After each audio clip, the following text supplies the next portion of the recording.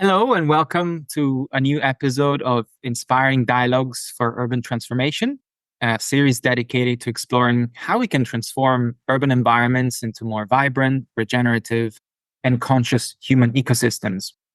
I'm Filippo Di Leonardo from Harvey Nexus. Great to have you tune in. And in today's discussion, we will talk about empowering communities and innovations in social governance and resilience. And I have the pleasure of having with me as a guest Daniela Patti. Hi, Daniela. Hello. Thank you very much for having me here today with you. It's a pleasure. It's a pleasure. So I'll just give a brief intro about Daniela. So Daniela is the co-founder of Eutropian. She is an Italian-British architect and urban planner, has studied in Rome, London, Porto, and holds a PhD in urbanisms from the Technical University of Vienna. And her recent research and projects interests have been on the governance and peri-urban landscape, the revitalization of local food markets, economic models for community-based urban development, and strategies to tackle urban poverty. She regularly works with the URBACT, Urban Innovative Actions, the International Urban Cooperation and Urban Agenda on urban poverty programs. So thank you, Daniela, for joining me and us. And how are you today? I'm fine, thank you. Very enjoying sort of the end of the summer sort of thing. So hope you all are as well. Yeah, definitely. So yeah, let's start right off. I mean, I would love to know. Obviously, it's a very interesting topic that you cover, and I'd love to know how you got into this field of research and what was your main motivation or aspiration, perhaps. I would say it started back with the fact that I had my degree in architecture and urban studies back in 2009, which was a year just after the economic crisis that, as you might remember, the Lehman Brothers and the real estate bubble exploding. And so that had a very strong impact on all of my generation because actually the market wasn't really looking for architects and urban planners back in the time. So a lot of us started experimenting new ways of making city also that would not be on a speculative basis that was the cause of the economic crisis, but rather more on a community engagement level. So this is how we started organizing, originally in very informal groups that then led to us setting up Eutropian. And how could we actually intervene? Very much it started on public space. So it was this sort of research and action combined in trying to develop really new ways of making city now, we would say. So it was tactical urbanism, it was placemaking, it was temporary uses, and especially looking into the policy dimension of it. So what was the role of the public administration in fostering and guiding and supporting this type of initiatives? Yeah, wonderful. That sounds. I can relate to that kind of time of history, and perhaps then, given the kind of breadth of work that you do, and the complexity of the work that you deal with over the years, what has been perhaps an interesting discovery or realization through your work and research that has maybe challenged your thinking or opened up new understandings? Sorry, would you mind repeating? I lost the question again. Sorry, forgive me. No worries. So I was saying, obviously, given the breadth of work that you do, I was wondering over the years if there's been any interesting discovery or realization through your work and research that challenged your thinking or opened up new understandings. Yeah, I mean, obviously, this over the years, you always experiment a lot of different things. I would say there are a few elements. One of them, I would say, if I would just sort of track in time, having started back in 2009, 2010, in the recovery from the economic crisis, then we've actually, over the years, have seen waves. So what we have seen throughout the years is the fact that actually the economic crisis and therefore also the collective memory of what has brought to the crisis fades out up until the next crisis. And this, I think, is something that is quite evident nowadays, especially, for instance, we've seen it now with the energy crisis going up after the breakout of the Ukrainian war. What we have seen is actually that a lot of communities were not really ready to tackle an economic crisis under the energy dimension, despite the fact that they had, to some extent, lived one just a decade before, just to some extent. So there's I think related to this, there is a dimension of the local communities not being able to actually be trained to be resilient. This would be the word we would possibly use today. And on the other hand, I think we also see the fact that public administrations are not trained for this. So we also see the fact that public administrations over the years, despite what is happening, might repeat the same mistakes that are coming from a mentality for which, for example, the market will self-organize itself. Well, it doesn't, because then it's then the public administration that has to bail out banks that go bankrupt. It's the public administration that has to provide for social security for people running out of work. And it's the public administration entering when there is an energy crisis and people cannot afford to, for example, turn on the heating at home.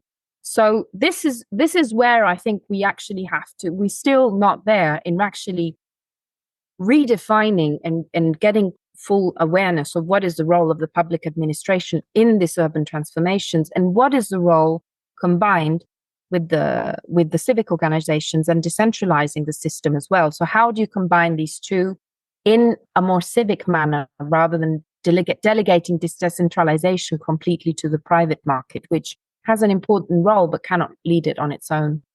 Absolutely. Yeah, that's an interesting quest. And speaking of community empowerment and social innovation, you touched upon it, and we'll touch upon also the sort of decentralized governance shortly. But how can then empowering communities lead to innovative solutions for, let's say, any social challenges? And if you had any sort of real world examples of community-led projects, and maybe if you could share the impact they had on the local ecosystem. So I think, especially if we talk about ecosystems, this is something we work in very much in Eutropian. We also published recently a book, which is literally about civic ecosystems. And with the team, we have a methodology that we implement in getting especially public administration and civic organizations to collaborate in delivering services, in organizing spaces, in setting up a strategy together. I think one of the issues is the fact that this is something that we cannot see as something as a very short-term work. This is not effective. So we have to look at this on a long term. And what I could say, for example, is what has worked and what hasn't worked. I would say I could take as a good example in a one phase, the city of Lisbon.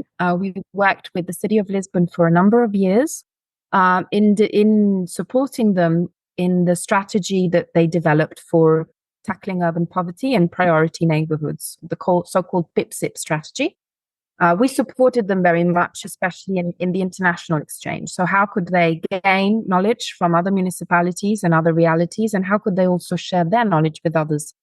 And this was actually a very fruitful 10-year process in which they developed a collaborative mapping and a lot of social innovation projects through a grant system that would also develop a co-governance with the public administration. And this is extremely interesting because from there, they also started developing a co-management platform called CLLD, Community-Led Local Development, which through European funds was able to then self-manage the local community and the public administration together, a number of policies of funding and so on to tackle poverty in the city. But what we see, though, is that when we're talking about waves, then elections came, the city changed color, and the new administration kept the program but changed the meaning of the program. So actually, it is to be said that probably the impacts of this program are not quite the same as we actually witnessed and supported at one phase. Whilst on the other hand, I could then say, for example, of examples where you might have civic social innovation taking place, even despite the public administration not being present. And this, I'm from Rome, and the city I'm in depending on the people and the situations, to some extent, we would say that the public administration struggles very much. I'll be very politically correct to foster civic organizations. So actually, there's a very, very strong self-organization level. And what I would say is we've, over the years, you mentioned it in my biography, worked very much with local markets. So what can I say? Local markets are owned by the public administration. So they are buildings of our market halls, as we know them. But then it has a very strong interference with the private market because shop vendors are private, farmers that sell their products are private, restaurants that might buy their food there are private. So there's a very strong network with private organizations and private businesses, as well as civic organizations that deal with sustainability and environment related to food, community services related to the fact that from our study, we saw that there is a market in Rome. 1 out of 2 Romans have a market in 10 minutes on foot. So that's very, very nearby, despite the huge dimensions of our city. So there's a lot of very different dimensions that are intertwined. The public administration has not been able to lead their part. Yet we see a lot of innovations in some specific markets we worked with, where you have the private businesses together with the civic organizations that start developing a series of services, for example, that are, for example, tackling work exploitation in farming, which in Italy is a dramatically huge issue, that start promoting sustainable circular economy of waste in the food markets, that start developing a series of hybrid services also with digital together with the local vendors in order to provide different services. And this, when we're talking about the ecosystem, this is not something that we do for them. This is something that we help them do. So the authorship of this is actually collective.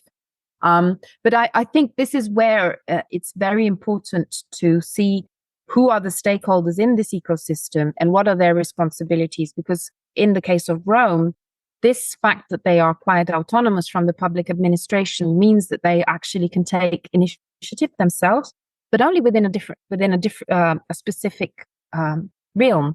Because then there is one level that is responsibility of the public administration, and either you get them on board or you just won't get anything done.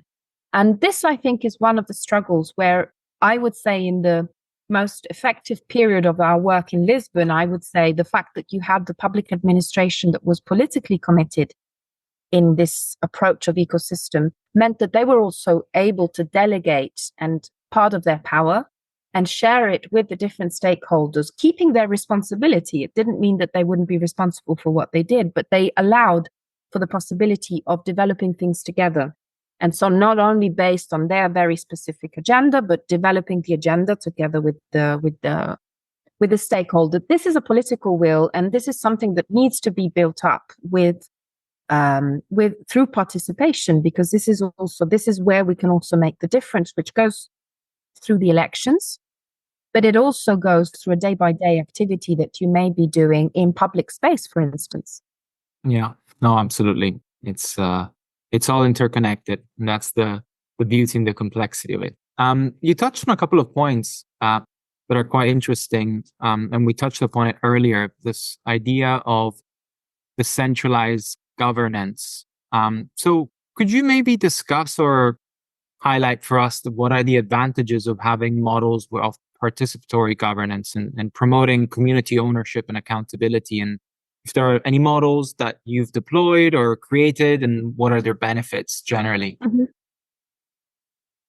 So first of all, I think we need to understand when we're talking about participation is really about who is participating to what. Now, as banal as it may sound as a question, it's actually the starting point to start really understanding the situation. Because first of all, are we imagining that this is something that is a public policy? So is it, for instance, the participation that you would have that is also, provided by local, each administration has their own, but, we have by law the fact that you have levels of participation, for instance, when you have to present a public project.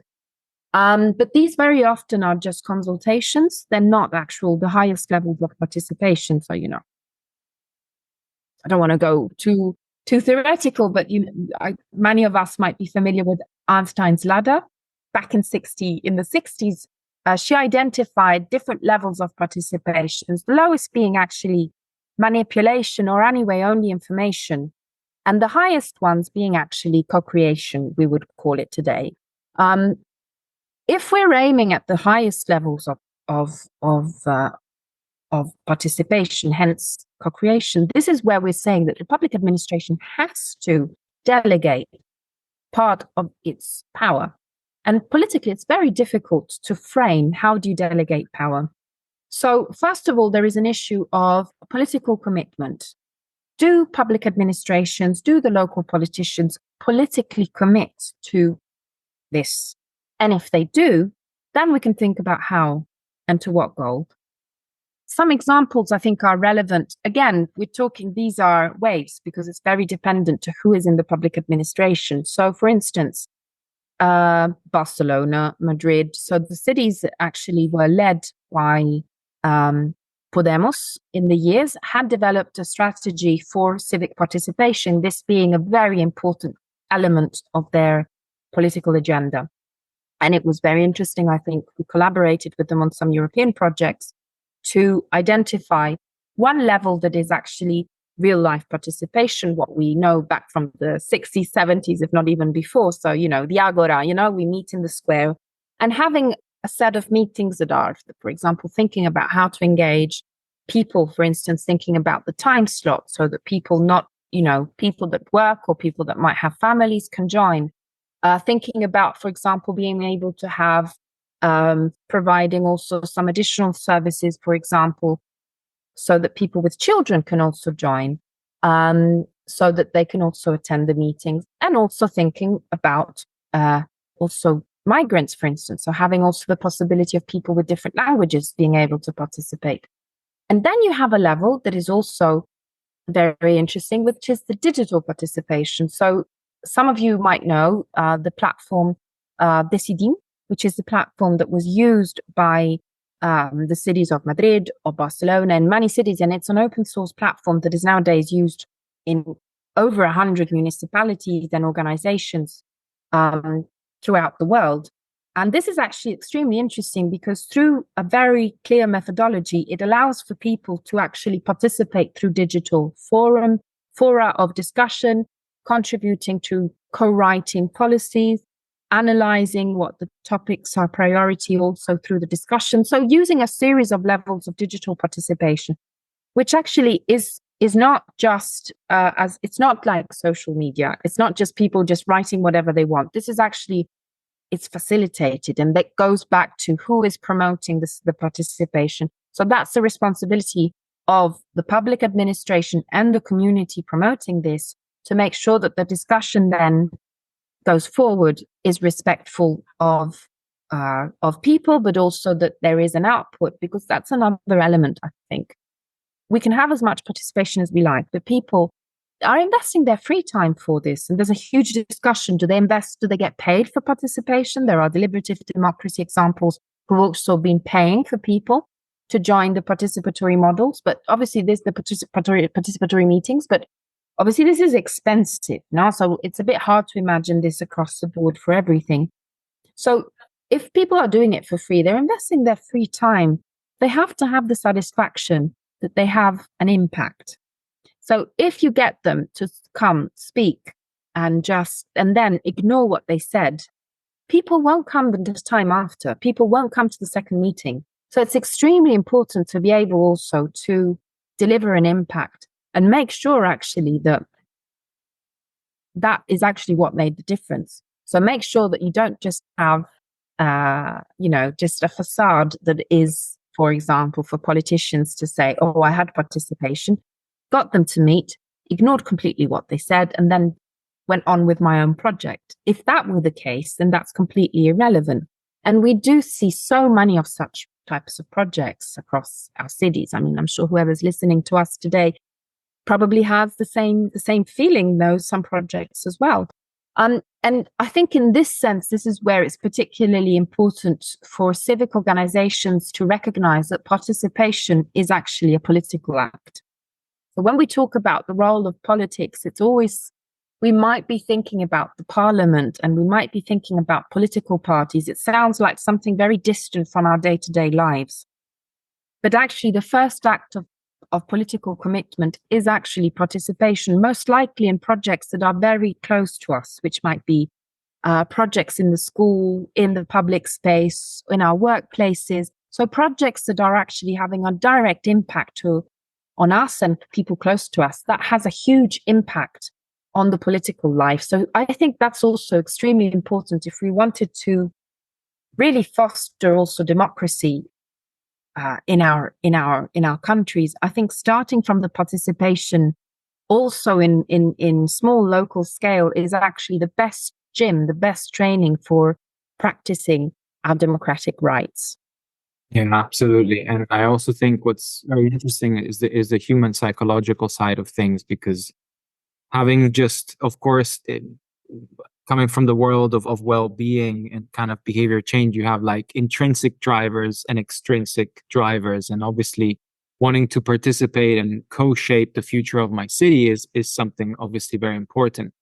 And I wonder, I was thinking before when you were talking about being paid for it and what are the consequences of being paid, not just on an economic level, but perhaps also in terms of the actual engagement and care that people put. And if maybe there may be more incentives that are more not monetary, but that can feel more aligned to people's values, so that there is an experimentation there of understanding what type of rewards, a mix of intrinsic and extrinsic, could actually drive that positive change. So that's also something worth exploring.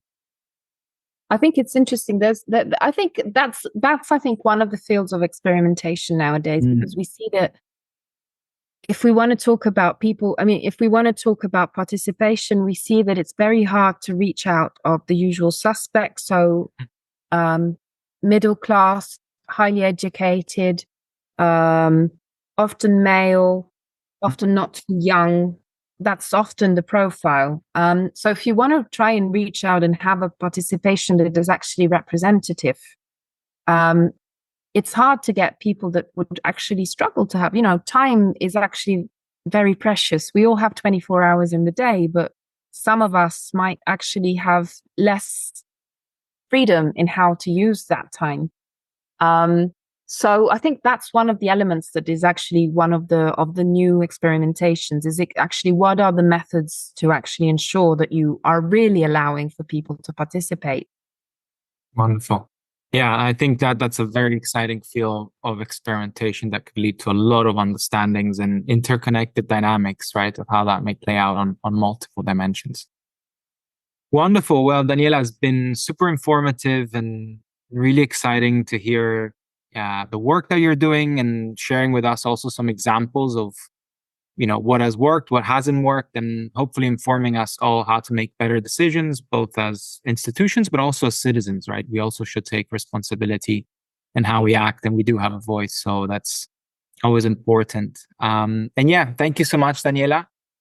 If people want to connect with you, follow you, what's the best way to reach out to you? Definitely social media, email. And I think if people would like to get to know more also about some of the things I've been talking about on our website, they will find, I think out of the things we've been talking about, 2 things might be relevant.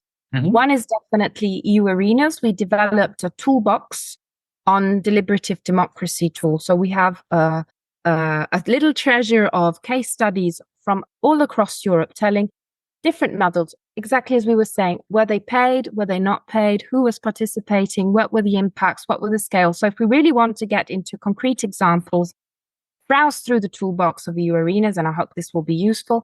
And the other thing is and I hope maybe there will be other occasions also where we can go more into this, is actually the role when we're talking about decentralization, governance, and so on, is, for example, energy communities, which is some of the examples we've been talking about. So this, again, we have a lot of material also in our Energy for All project. So I hope that people can also venture into that to discover also more, and definitely reach out. We're always happy to exchange, collaborate, and so on. Wonderful. Thank you, Daniela, for joining us, and thank you all for tuning in, and to the next episode. Goodbye.